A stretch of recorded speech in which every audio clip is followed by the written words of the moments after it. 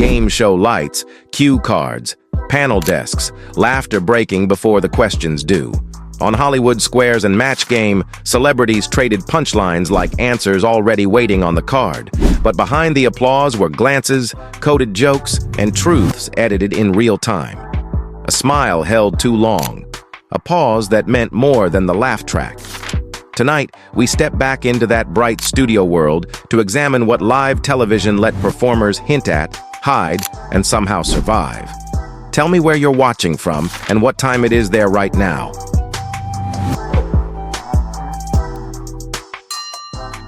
Paul Lynde. Before he became the most famous square on television, he was a sharp stage-trained comic from Mount Vernon, Ohio, born in 1926, who turned sarcasm into a signature weapon. Viewers knew him as Uncle Arthur on Bewitched, and even more indelibly as the center square on Hollywood Squares, where he became the show's sly pressure valve from the late 1960s into its final original years. That was the public picture. The nasal delivery, the raised eyebrow, the line that sounded naughty without ever saying why. The private question was the one television would not print on the card. Lynde never publicly came out, yet many of his jokes worked because they brushed against what viewers, panelists, and producers likely understood. Off camera, that silence carried strain. Friends and biographers have long described a man whose wit could fill a studio, but not always protect him from loneliness, drinking, or the confinement of being reduced to a type. Even the 1965 Sir Francis Drake Hotel tragedy in San Francisco, where a young man fell from Lynde's room, remains something that should be handled cautiously, a real and sad incident, but not a license for certainty beyond the record. Lynde died in Beverly Hills on January 10, 1982. He was visible in the brightest seat on the set, but the biggest answer around him was never spoken plainly. Long before nostalgia froze him into a one-liner machine, he had already made Broadway, film, and sitcom audiences recognize that peculiar mix of exasperation, timing, and theatrical bite that made every sentence feel dangerous.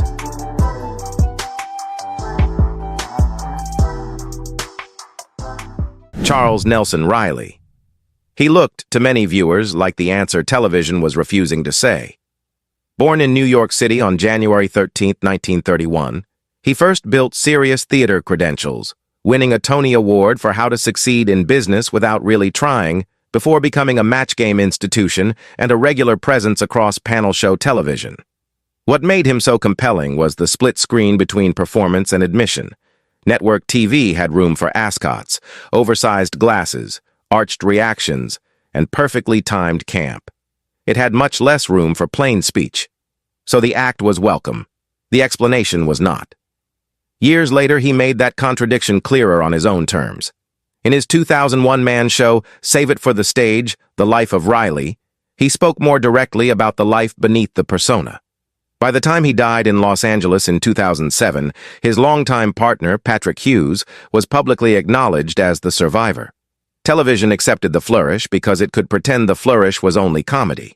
But once the joke pointed back to the man himself, the card went blank. It is worth remembering that before game show fame narrowed his image, he had already earned serious theatrical respect.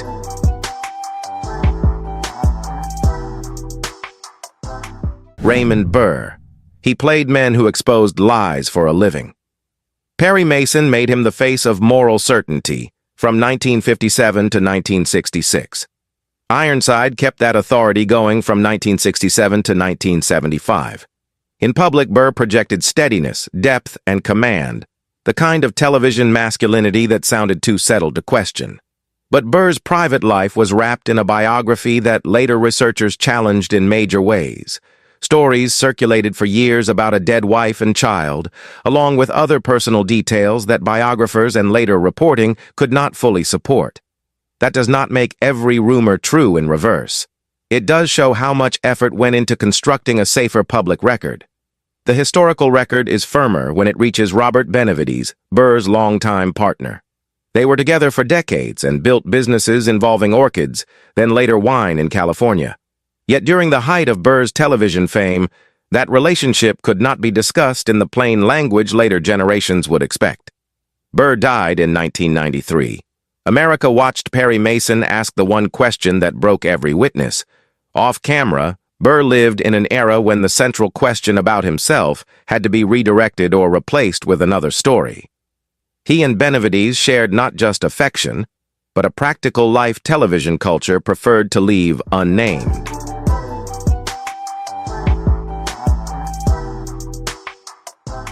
Roddy McDowall. He belongs to the softer, more delicate part of this story.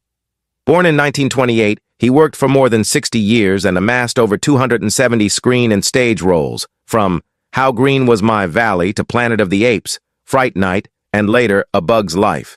He also moved easily through the same game show and panel show culture that fed on charm, access, and celebrity familiarity. With McDowall, caution matters. The public record is not built around a formal declaration. Instead, later accounts and long-running Hollywood open secret talk suggest a private life protected by intelligence, trust, and old studio discretion. That may be why his silence feels different. It was less explosive, more controlled. For a beloved child star who grew into a sophisticated insider, survival may have meant not confession or denial, but a carefully maintained quiet. He learned how to live around the question. That fits a performer who understood exactly how dangerous one blunt public sentence could still be.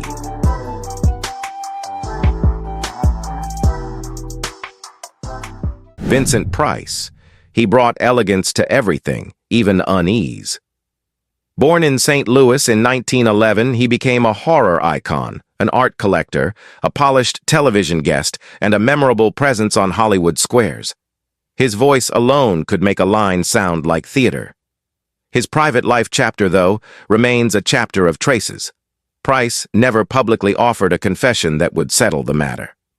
What exists instead is later family reflection, especially from his daughter, Victoria Price, who said she was as close to certain as she could be that her father had physically intimate relationships with men. That is meaningful testimony. It is still not the same thing as a direct public statement from Price himself.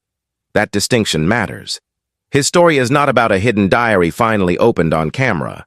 It is about the evidence that survives in impressions, confidences, and the memories of people who knew him beyond the spotlight. In a culture that prized polish, those traces may have been all that could remain.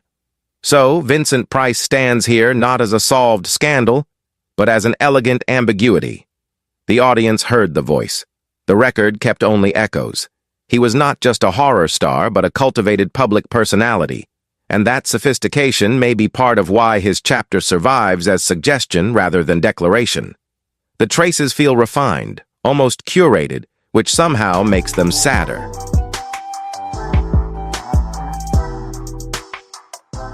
Alan Suze. He represented a different kind of television code. Best known for Rowan and Martin's Laugh-In, he made flamboyance itself into comic material. Viewers who understood the signal could read it instantly. Mainstream television, meanwhile, kept pretending the signal had no name. That split was not accidental. After Suze died in West Hollywood in 2011 at age 85, his friend Michael Greg Michaud told the Los Angeles Times that Suze was gay, but feared that coming out would ruin his career. That comment helps explain why so many performers of his era leaned into stylized characters while avoiding public declaration. Suze became associated with broad, sparkling comic personas, including ad work and exaggerated TV characters that let him be recognizable without being officially described. To some viewers, that visibility was affirming. To the industry, it remained deniable. And that is the sadness inside the laughter. The audience could see the code. The network could profit from the code. But naming it still felt dangerous. He played the answer in plain sight, and television kept refusing to read the card aloud. Laugh-In made that contradiction visible every week.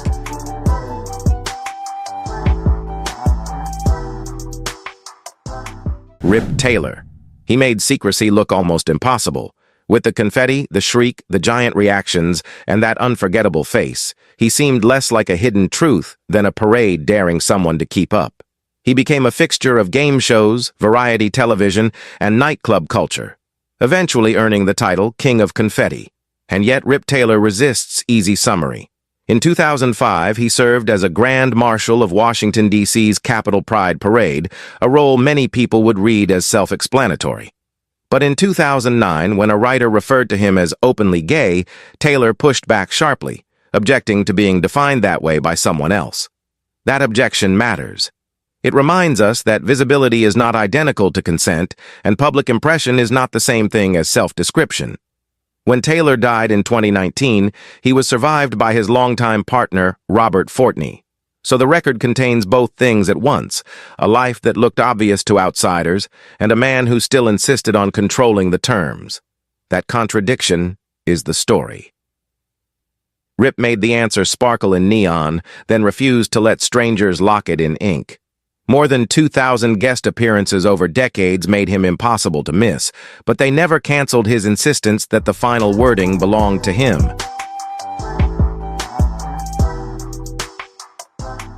Harvey Fierstein. He marks the point where the hidden question begins turning into spoken text. Born in Brooklyn in 1954, Fierstein did not build a career on coded implication alone. He helped drag the subject onto the stage itself. Torch Song Trilogy, centered on Arnold Beckoff, a Jewish gay drag performer in New York, reached the Actors Playhouse in Greenwich Village on January 15, 1982, and announced that the life older television had buried could now be the main event. From there, Fierstein became one of the defining openly gay voices in American theater, with major work tied to La Cage aux Folles, Hairspray, Kinky Boots, and later Mrs. Doubtfire. His legacy also runs through AIDS-era activism and broader LGBTQ visibility. That mattered culturally as much as artistically. Fierstein made gay life, desire, humor, and family visible without asking mainstream comfort for permission first.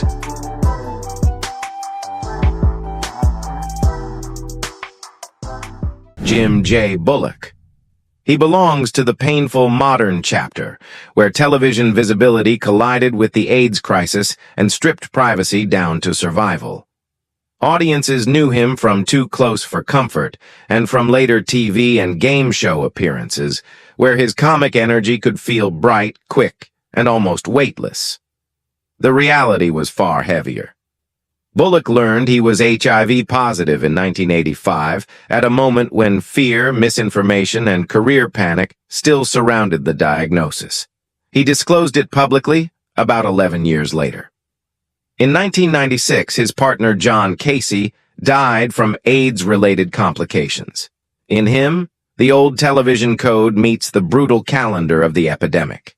Bullock's chapter hurts, because it shows how long the old rules survived into a newer era. The question finally became public, but only after loss had already spoken first.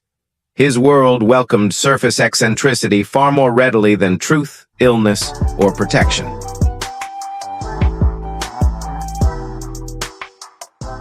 Nathan Lane.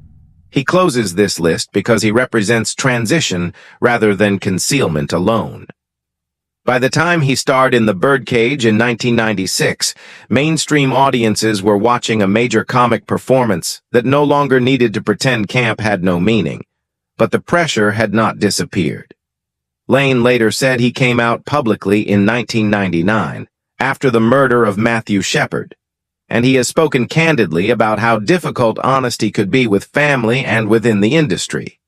His career gave him the stature earlier generations were denied. He became a Broadway giant, winning multiple Tony Awards and standing at the center of major successes, including The Producers. Yet even for Lane, openness was not simple liberation. He shows what changed and what did not, when television culture moved from coded recognition to explicit naming. The card was no longer blank.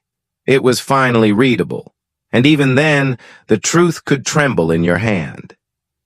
Lane also represents what success could look like when talent became too large to ignore. Game shows were built on questions, answers, applause, and timing. But for these performers, the real answer often stayed off the card. That silence shaped careers, jokes, grief, and survival across decades. Which performer do you think carried the heaviest silence on live television? Thanks for watching. Don't forget to like, comment, subscribe, and hit the bell for more untold stories.